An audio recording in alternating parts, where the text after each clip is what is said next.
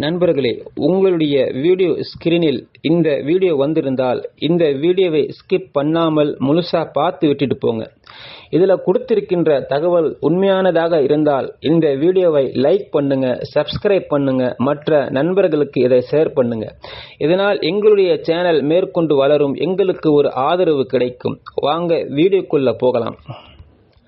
அன்பிற்குரிய அல்லாஹ்வின் நல்லடியார்களே, சென்ற ஆண்டு நம்முடன் வாழ்ந்த நண்பர்கள் பலர் இப்பொழுது நம்முடன் இல்லை. அவர்கள் விரும்பாத மரணம் அவர்கள் எதிர்பாராத நிலையில் அவர்களை இறைவனிடத்தில் அழைத்து சென்றுவிட்டது. இப்போது நம்முடைய காலக்கெடு அது எதிர்பாராத நிலையில் நம்மை விட்டு அகன்றுவிடும்.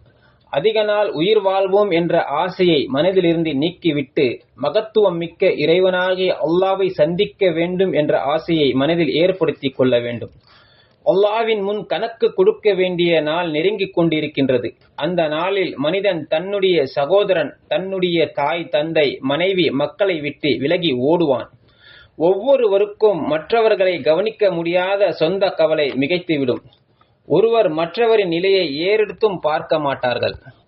எவர்களுடைய நன்மையின் எடை கூடுமோ அவர்கள் வெற்றி பெறுவார்கள். எவர்களுடைய தீமையின் எடை கூடுமோ அவர்கள் தமக்கு தாமே நஷ்டத்தை ஏற்படுத்திக் கொள்வார்கள்.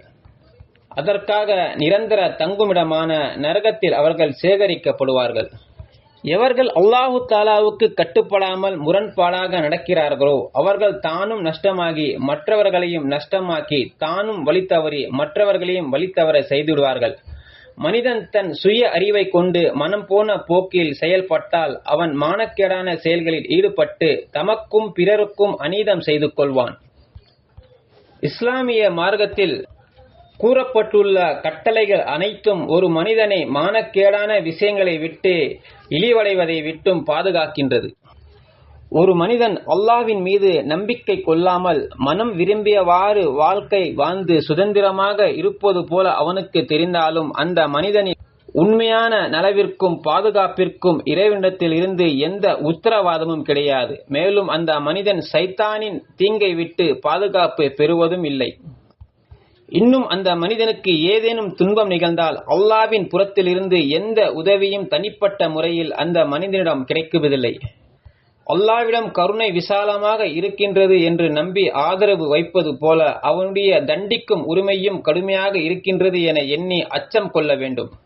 ஈமான் என்பது அல்லாஹ்விடம் அச்சத்திற்கும் ஆதரவிற்கும் மத்தியில் இருக்கின்றது என அமீருல் மோமினின் உமர் ரலியல்லாஹு தஆலா அன்ஹு அவர்கள் கூறியிருக்கிறார்கள் என்பதை கவனத்தில் கொள்ள வேண்டும்.